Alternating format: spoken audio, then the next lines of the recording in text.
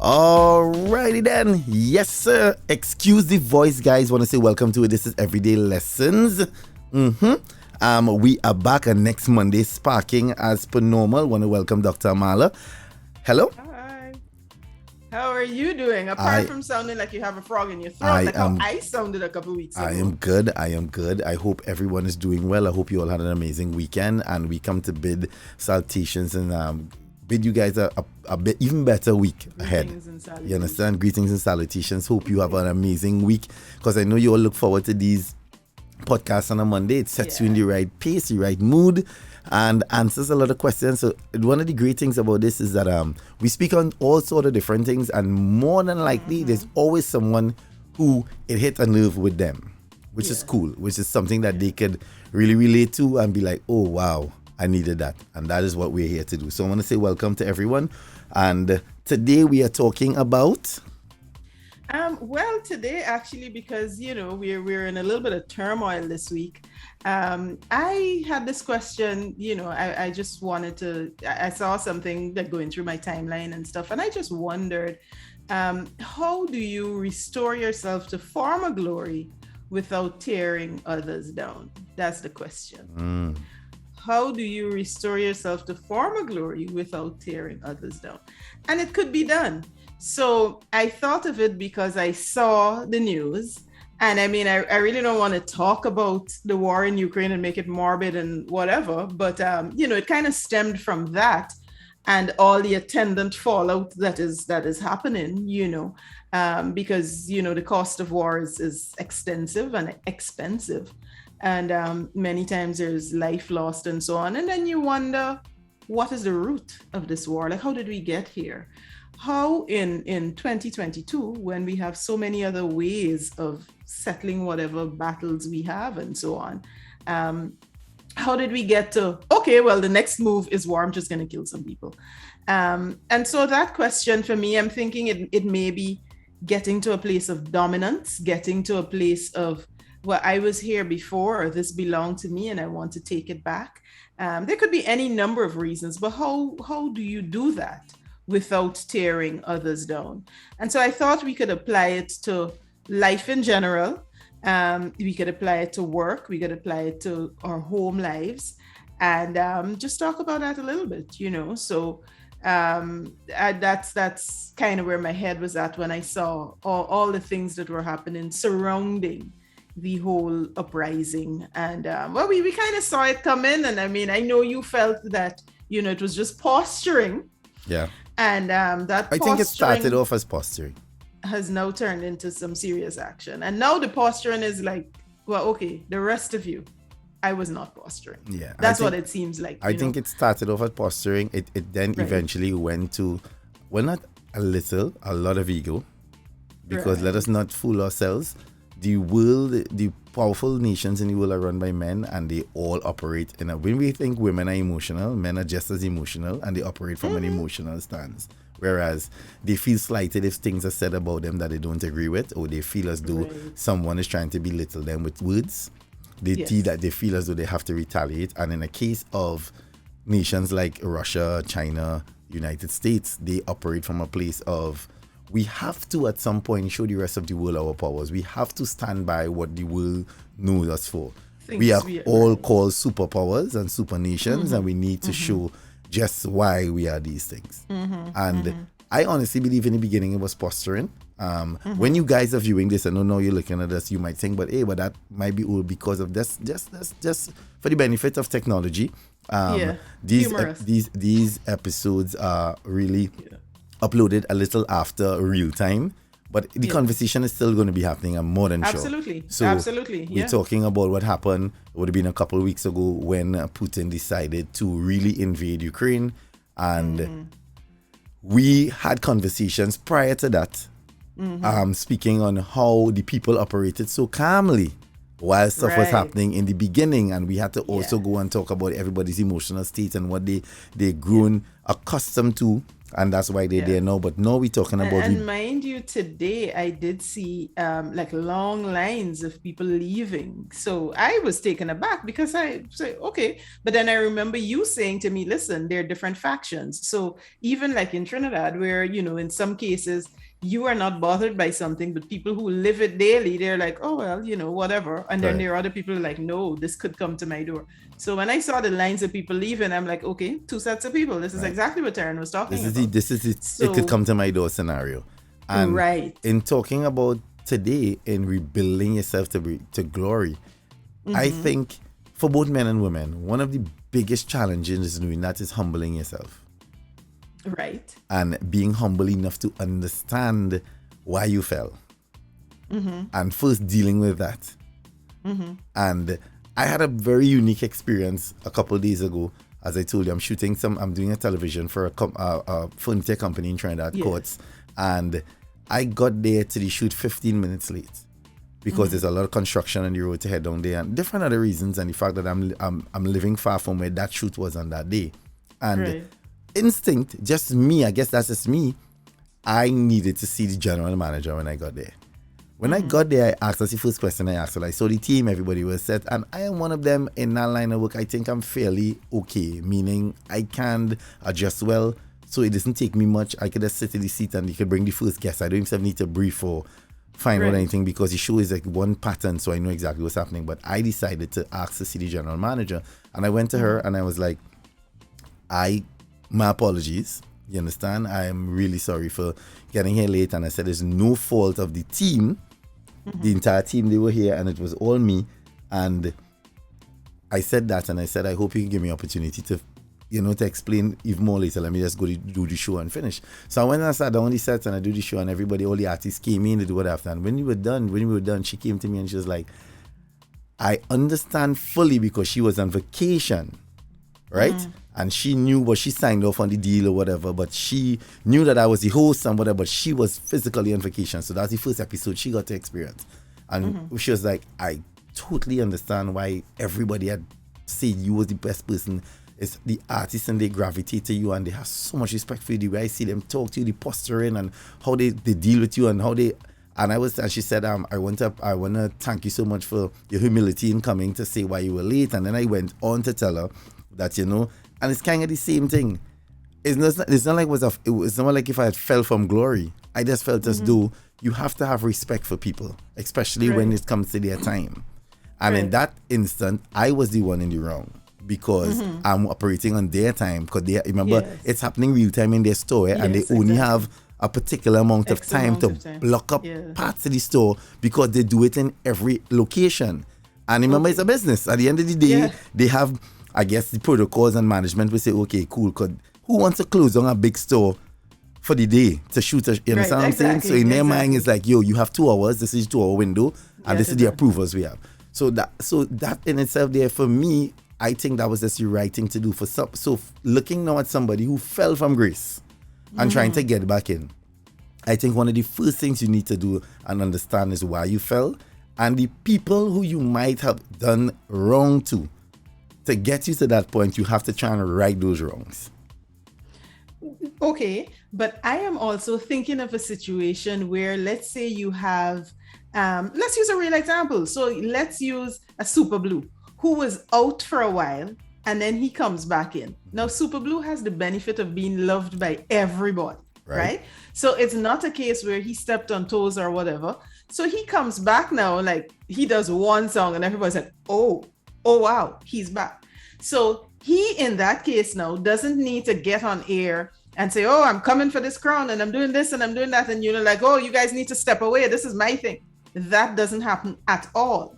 So one of the things, as you were saying, is to be humble. But if someone stayed humble, if someone stayed in touch, if someone also stayed on top of their craft, but they may have fallen because, let's say, for instance, technology, they didn't keep up with technology. Life happened. They may have had some kind of situation where they had to be out of whatever it is they were known for a bit. So sometimes you could get a good welcome back. But if someone has taken up your space and they have grown into that space or that level of comfort that you had, then I would certainly say, yes, you have to be humble. Because I like collaboration, I would say if there's an opportunity to collaborate, then start with that. Mm-hmm. So that way, you sort of like tiptoe back in and see how people feel. And then, so you don't strong arm it.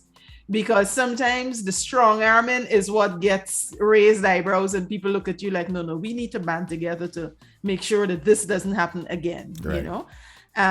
And there are ways that you could, like, for instance, if I think of, let's say, the independence story, where Britain and France and Spain and so on allowed let's use the Caribbean and even the US to get their independence.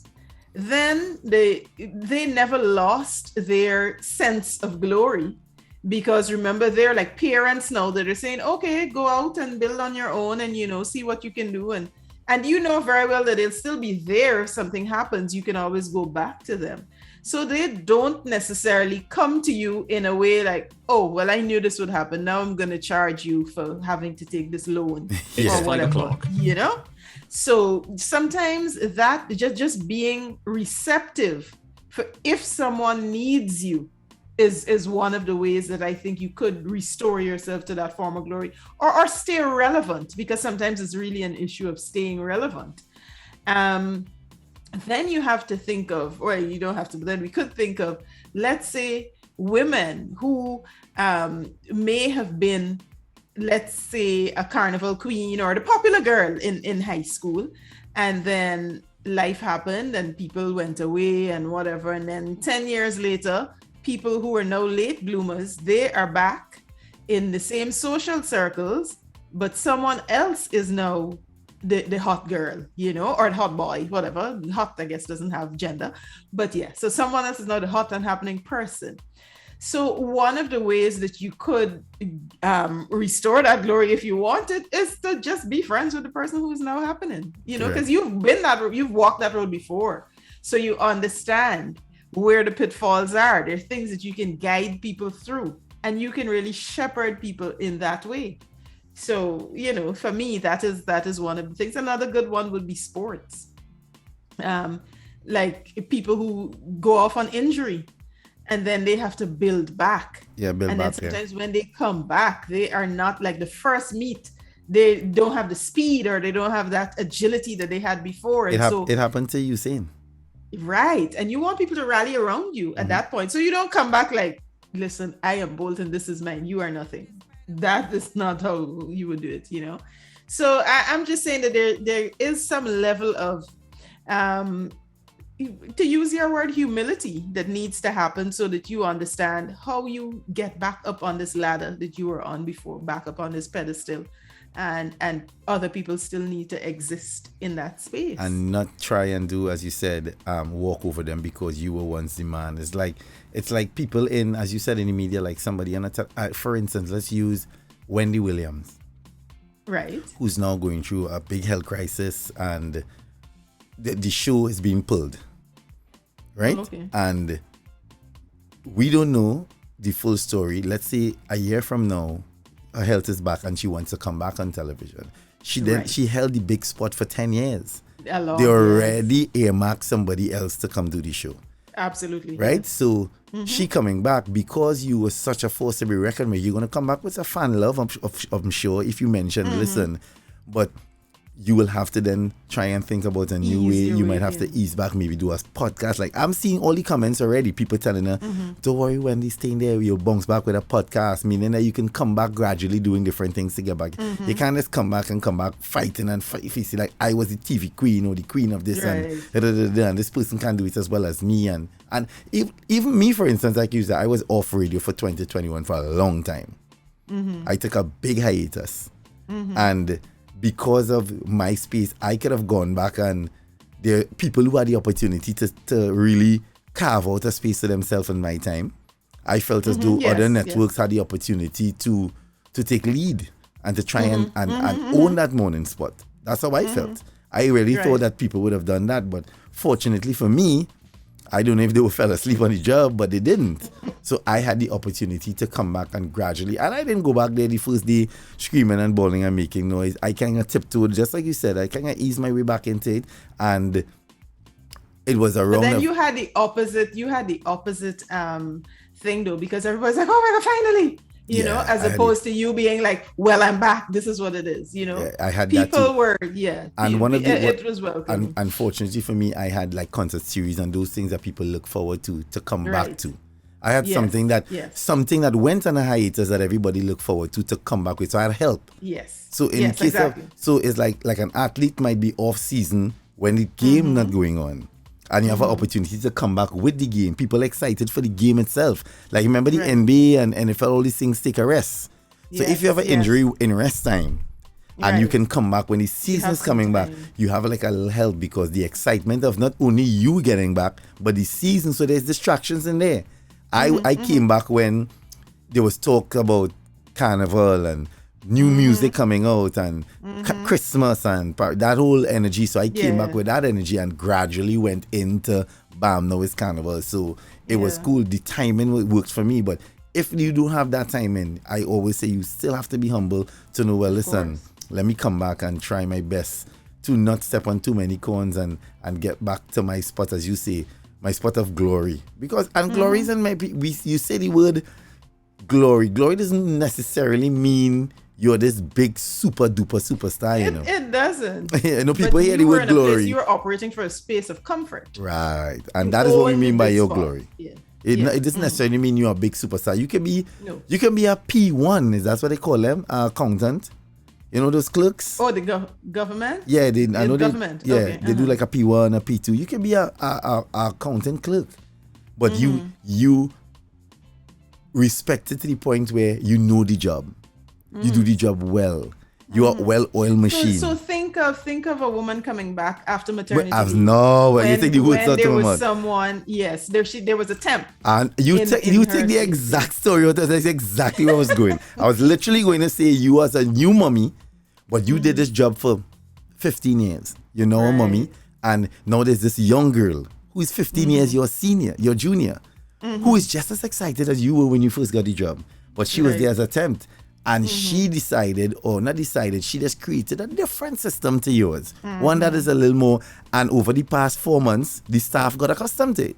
Yeah. So they know what this young Jessica does it this way. And we kind of like this way. So when you fit back into the job, you came back with the way you know to do it, which everybody loved at the time. You now have to be humble enough to say, well, okay, let me try Jessica's way.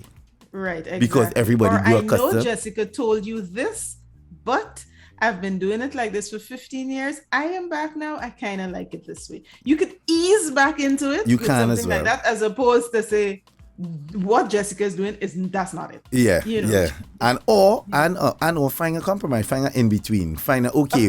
We will do this one Jessica's way, and we will do this one the way I correct.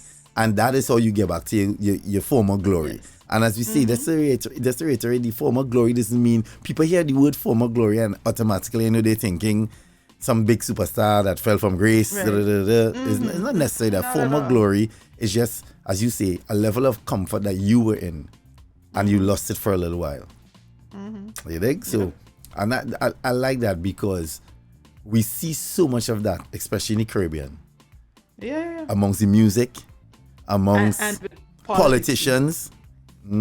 We've seen some politicians who came out and was disgraced by mistakes they've made.